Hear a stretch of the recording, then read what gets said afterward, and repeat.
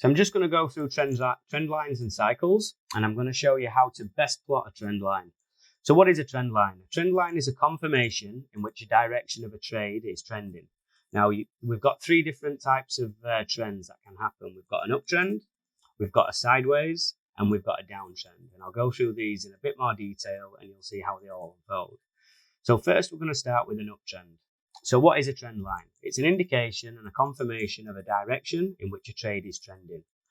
You can confirm an uptrend by a number of things. It doesn't always have to be picture perfect, but 9 times out of 10, it usually forms the same patterns. So what do you have in an uptrend? First of all, you have a line that goes from one point to the other point, and this usually sits underneath the candles, and it gives a confirmation that when price enters this trend line, you usually get a bounce to the upside or downside, depending which way it's trending.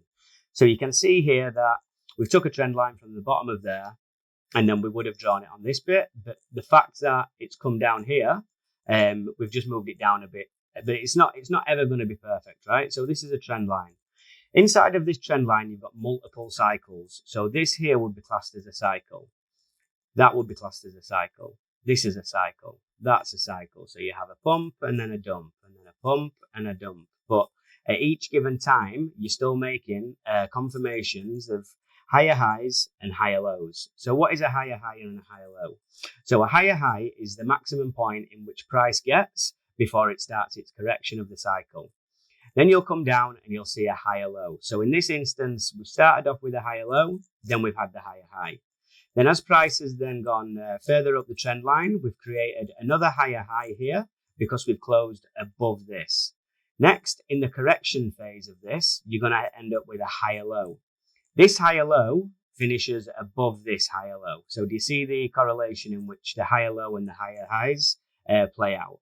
And as you plot this all the way up this chart, you can see here that we've got higher lows, higher highs, all the way up. Even though that they might be just a little bit higher than the others, we're still forming higher highs. Now, this part here, because you've got a higher high here and a higher high there, this is where you'd start to plot support and resistance. And obviously, if you look at that dotted line, you can see how it does play a big factor, because further to the right-hand side over here, we come down and we touch this area here. So this is how support and resistance works, and also an uptrend is classed as support.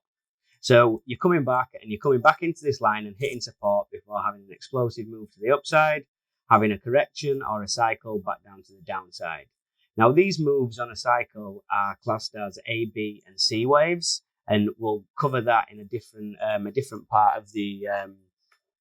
We'll cover that in a different tutorial, but for now we're just going to keep on higher highs and higher lows. So once you've established higher highs and higher lows, and the trend line then's broken, that's when the uptrend or a trend in that direction ceases. So that's just a quick explanation on how to spot an uptrend, and also how to give you confirmation of an uptrend is actually happening. When an uptrend becomes broken, you can see here that price has fallen below this tree. If we was to extend this trend line all the way up there, once price drops off below the trend line, that's a confirmation to exit that trade. So then we enter a range, what's called a consolidation range, and this has got a number of abbreviations. So it can be called a range, or it's classed as ranging. It can be noisy, it can be sideways, or what I usually call it is a consolidation zone. So this is just when price is trading between support and resistance, and it's not really going in any given direction until you have a breakout to a side, and then the uptrend is continued. Now, what's a downtrend? So if you look here, a downtrend is exactly the same as what we did in the uptrend, except this time, rather than having higher highs and higher lows, you're going to have lower highs and lower lows. So I'm just going to squash this graph up here. It will look a little bit mismanaged, but just to give you comparison, right? So from the highest high there, that falls in line with this highest low, roughly, right? So once we start to get a downtrend here and prices going in the opposite direction, you can confirm this by having a lower high by a lower low. This lower low is on a comparison with the other higher low. So the fact that we're broken below that gives us a good indication that the trend has changed direction, and that we're now going to start descending in a downtrend. So to confirm this, you'd draw a trend line back down here. Obviously, all this wouldn't be here, but you'd take a line from the top of this point here to the top of this point and just extend it. So then you know that price is going to fall away, it's going to come back up, and once it's touched this line, you've got a good confirmation then that a downtrend is happening, and you know exactly how you're going to start and trade it. So you'd sell here, you'd get out of your trade there, you'd sell back here, get out of your trade down there.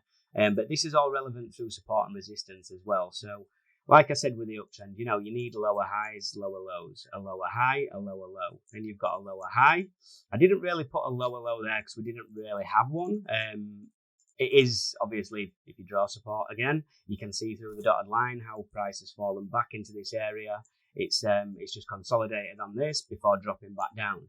Then once we've had this big crash off in price and price has actually closed back here, this is just another area then that you're going to look for the trade and continuation. So the lower high here didn't quite come up to the trend line, but that's fine because we've broken below this point and we've broken below this point there.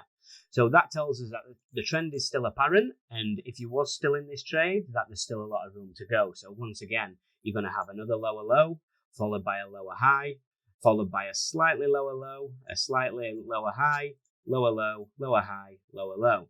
And that's just a basic description on how you can spot trends, an uptrend, a sideways market, and a downtrend. Touching onto trend lines, I just want to show you this as well. So I'll finish it off with this. You always want to start off on a higher time frame. Now, the reason we always use higher time frame correlations is for this reason alone, right? So if you'd have started on a 1 hour time frame, you wouldn't have probably seen what I've just seen here while explaining this. So markets are all over the place on the 1 hour time frame, and the fact that it only gives you a certain point in time that you can go back and see, it doesn't really give you an overall picture. But if you look at this is why it's relevant, and this is why I'm showing you it basically. So you'd always take your trend line from the lowest point you can. That gives you the best understanding on how trades are going to work. So I'm going to use multiple lines here on different time frames. So let's say on the 4th of January 2021, just before price started to become explosive, you took a trend line, and obviously you wouldn't know this back then, but say, in fact, I'll show you this, right? So we'll do it like this. Right, so you're on a weekly time frame. This is what you're seeing, and you're like, right, I'm going to take a trend line and I'm going to put it like that there, right? This is how trend lines work in an ideal world, right? So here it's going to move fast, but price comes all the way up before breaking all the way back to the downside. When it does, there you go. So we've just had a touch there. So that's a confirmation 1 of a trend. Then we've come back into it, we've wicked through it. That's known as a fake out. We've wicked into it again there. And then we'll come back into it again and see how we're constantly being rejected from that line. That's a good, strong trend line, right? So this is going all the way up to current price action where we're at now. So you've seen it go from 1 cent or 10 cents all the way up to nearly $5, let's say, US, and now we're settling back out at $1.84. So the fact that we've broken through it here and wicked below it, that could be classed as a fake out. So that's one way on a weekly time frame, right?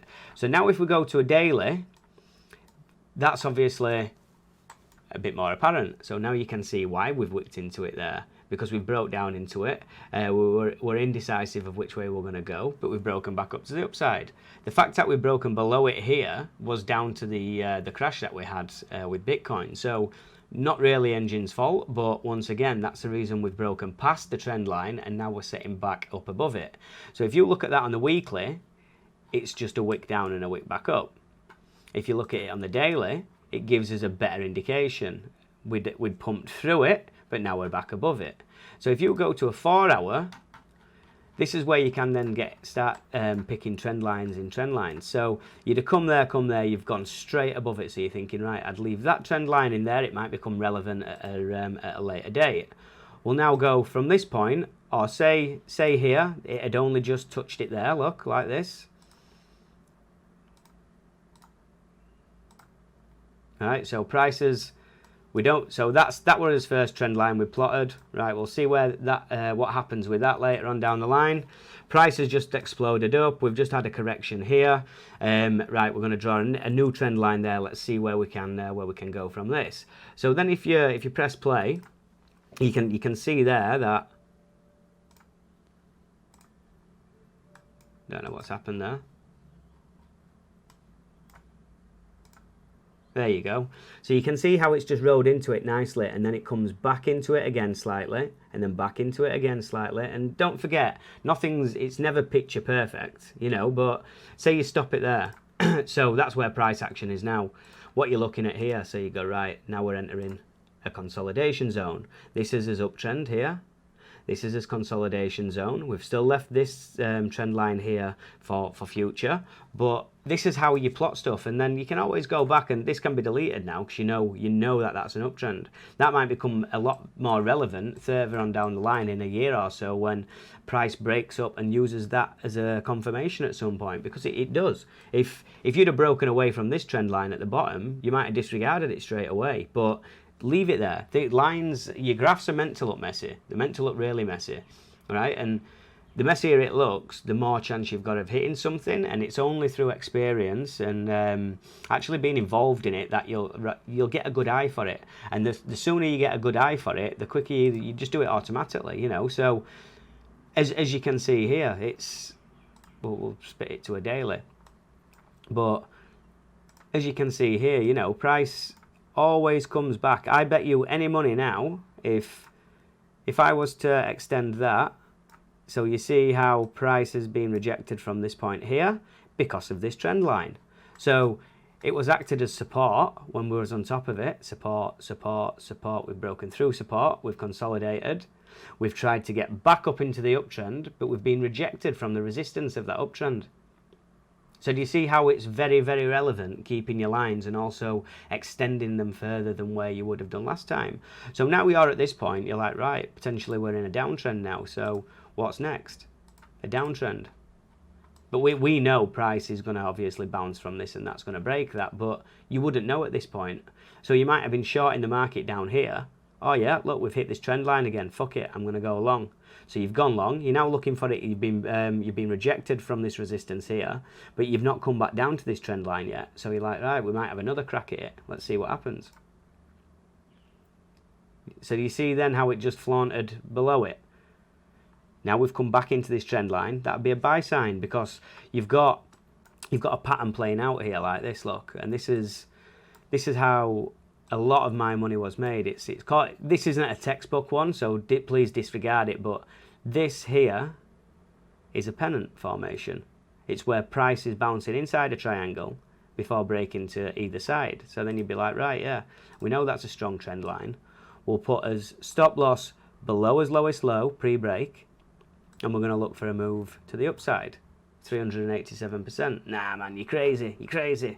It's crashing, it's crashing, Bitcoin's crashing. That's what people were probably saying in June. You know, that was probably because of Bitcoin's crash. But lo and behold, we had another bounce towards back end year. You know, and it just depends how long you want to stay in a trade for, because you're not getting good money here until it spikes again. But as long as you know you're above this trend line, you can stay in this trade for as long as you need to, right? And you put this across. So you're not going to exit that trade there because you're still in profit. And the fact that even though you was in good profit and then, you know, you've come back down, you know that you're still confirmed in an uptrend because of the way price action has been rejected from that area. So it's not by chance that squiggly lines, you know, and the fact that you broke below it there, that a lot of people would have probably sold that position. If you were aware of what's going on there, then you might have got out of it. You might have got out of it before when Bitcoin were crashing. You might have took your profit at all-time high there, 300, nearly 400%. You'd be silly not to. You always take profit at all-time highs because the likelihood that you're going to get rejected is quite strong. But same thing now. Now we're flaunting back above this trend line. What's saying that we're not going to feather out for until March, mid-March, before then breaking all-time highs? You know, if you use a Fibonacci retracement tool here and you put it to the top, this digit is almost this high. So I'll extend this all the way over to the right. There you go. So that's always your take profit one. We'll get into Fibonacci later, but do you see how everything's relevant in trading and nothing's by chance? So the fact that we're still on this strong support line here, you could now say, all right, well, we're going to take as fib line from there, but to the top. So now, as next target, if you was going to take a trade from that trend line there, I'll just put this to this side so you can see, obviously, here, but if you was going to take a trade from this side now and delete that, you're going to be looking at something like this. You'd be like, right, we're above this trend line. I'm going to take that trade and I'm going to place it below this here because that's the last high pre-break. So where are you going to go now? You're going to go $5, $6. I can guarantee you any money before July that we're gonna more than likely, well, I can't guarantee anything, but chances are from using technical analysis that if we stay strong on this trend line and we don't break it to the downside, we're heading up for $6. As Fibonacci retracement tools already given us that indication, that's where price could reach. So that's just a quick rundown, guys, on how I use trend lines, how I use technical analysis and other tools just to further my trading ability. Now, I hope you really enjoyed this content. Please give it a thumbs up if you did like it. I will be putting in something else tomorrow. I'm not sure what it is on the agenda, but I'm working through the ebook one by one.